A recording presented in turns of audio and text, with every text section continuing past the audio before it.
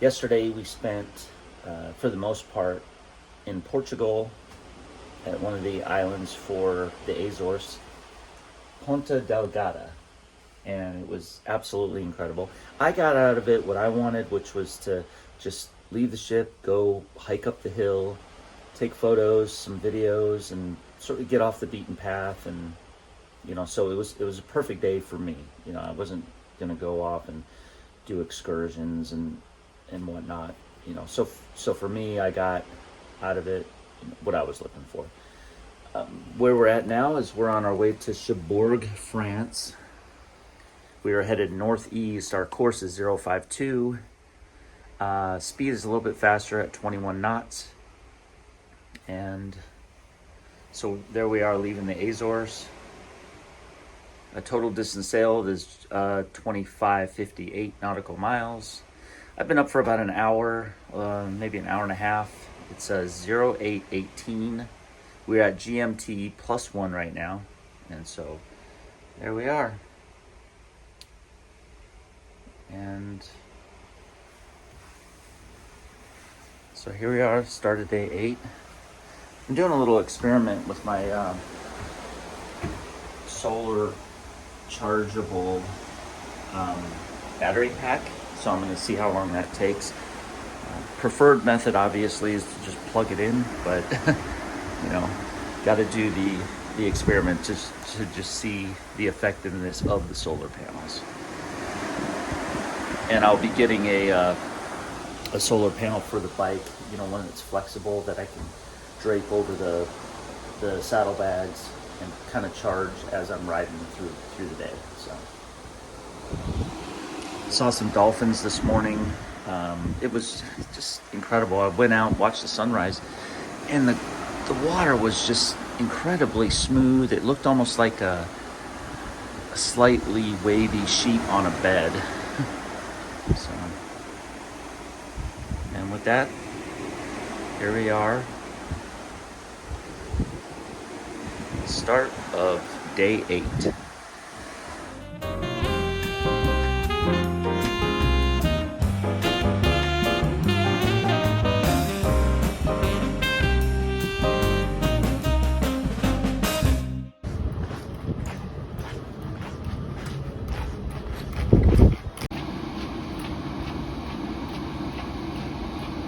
Dude is totally flossing.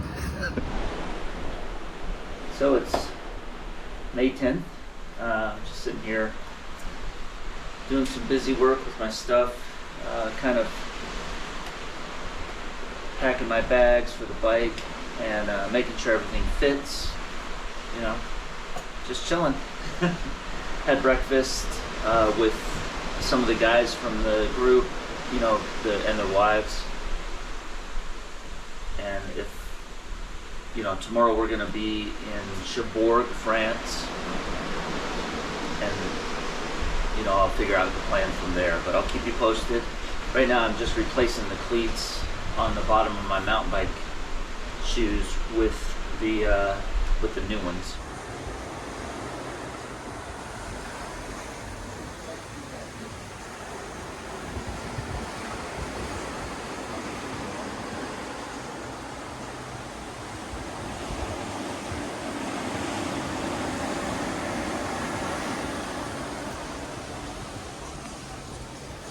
So it's May 10th, and just thought I'd give you a quick update. Haven't been doing a whole lot. Yesterday I did a lot of editing. Today, just put all my stuff in my bike bags to make sure everything fits and see what additional items I may may need to trim. It looked pretty good. Stuffed them pretty much with everything that I needed to. So, but there are a couple of things that I'll leave behind that I was sort of debating. Reason being is I'd rather have a little bit of extra room than find out that I just don't have enough room, because I still have to get my tent, my sleeping bag, and then a couple of compression pillows. The tent, obviously, I can pack without it having to be weatherproof. However, the sleeping bag, which I simulated with my handlebar bag. I stuffed that in the bike bag, and you know, to make sure that there was enough room with my clothes, because really the only thing I have to go in there, the sleeping bag, my clothes, my laptop. You know, my camera equipment's going to go on the top of the bike rack there, and it fit just fine. Plus, integrated into the camera bag is a rain cover, so hopefully that'll be sufficient, unless it's one of those lengthy, you know, rain days, in which case I'll just put the individual items or maybe the whole bag into a plastic bag of some sort. I did bring some extra Ziploc bags, so worst case scenario, I'll put individual items like my camera, my lens, in their individual Ziploc bags.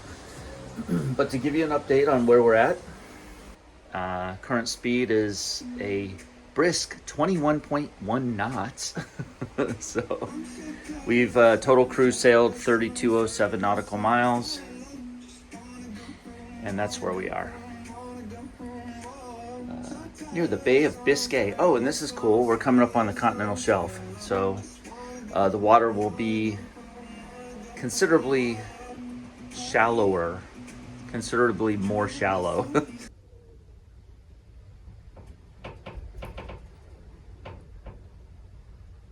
Not quite sure why, but over the past day or so, I've developed this creak. I think it might be in my closet or somewhere in that area. And you combine that with this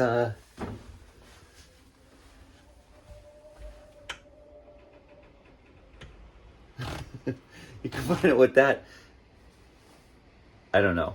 It kind of makes the ambiance a little bit better. I don't know if you can hear it on the video, but it's that whole, like, windy cabin sound.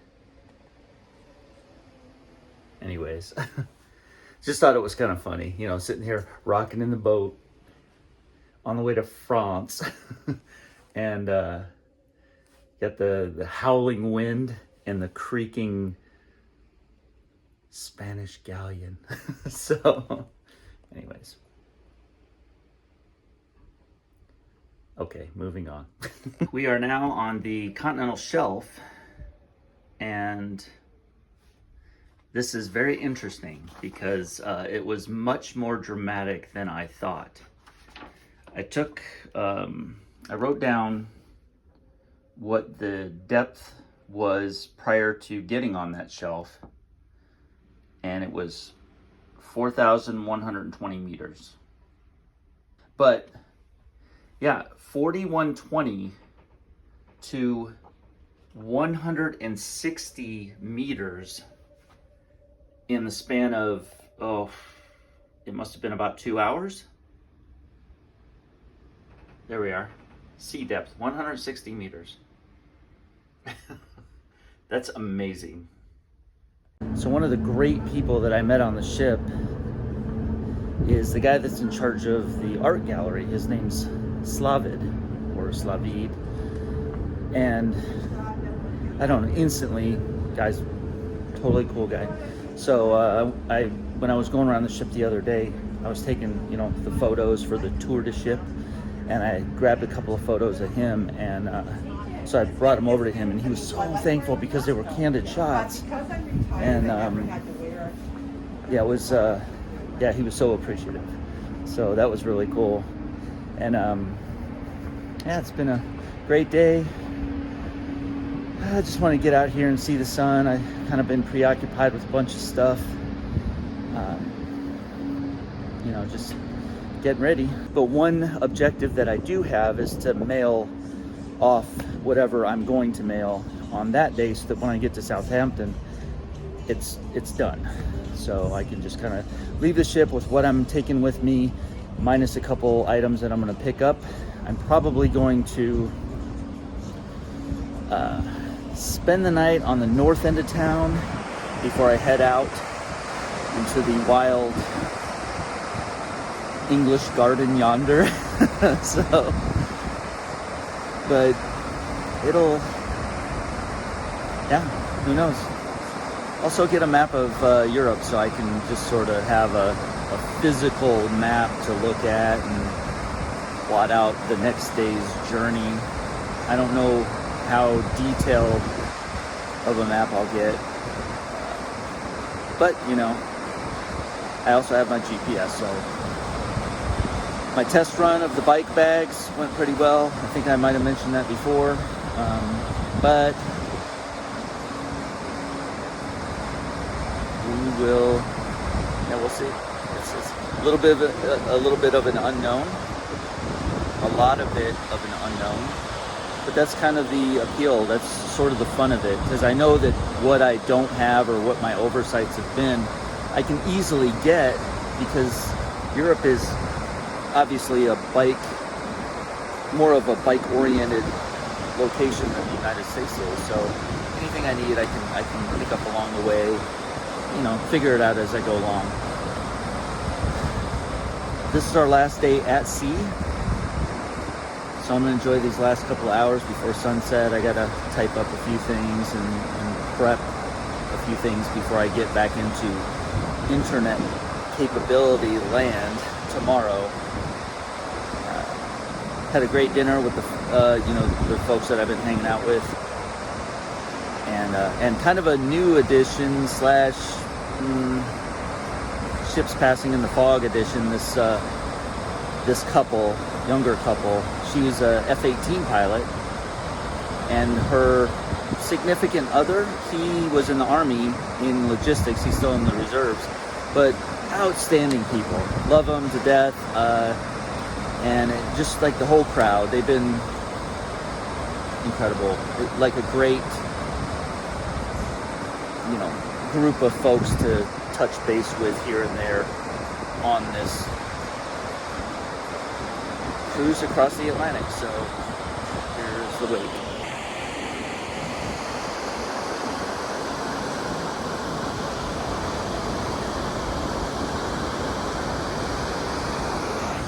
Oh, by the way, I did come out here to see if the same thing existed as was the case with when I was on the Wasp. I went out on the back of the ship when I was on the Wasp, and this wake at night, there was all these green lights in the water, and it was photoluminescent algae. So I came out here to see if it was the same, and it wasn't. I don't know if that is location driven or maybe just a different style of propellers or wake in general, but either way, it wasn't there. It was a little kind of a bummer. To use sappy terms, I would say when I was on the Wasp, it was kind of magical. So, you know, so again, maybe it's location driven. I don't know. I can't imagine that it was so dramatic on that ship and non-existent on this one. So, you know, based on the type of propeller, because this is a gigantic ship. So either way, I just thought I'd mention that. I'll check out for now.